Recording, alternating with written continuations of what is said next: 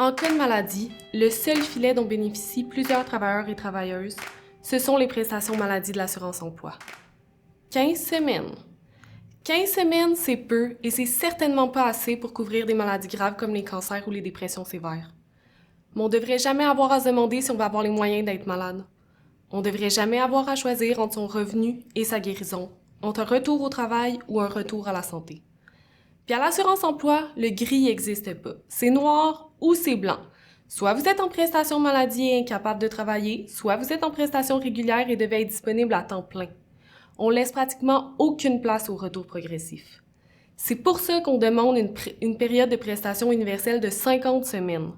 Parce qu'il faut se donner le temps de se remettre sur pied et de réintégrer sainement le marché du travail tout en s'évitant les maux de tête bureaucratiques qui viennent avec le fait de passer d'un type de prestation à l'autre.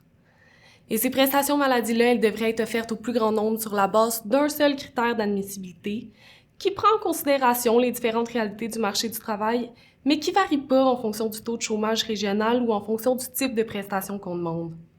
Parce qu'on ne choisit pas d'être malade, mais ensemble, on peut décider de se donner tous les moyens pour guérir sans se ruiner.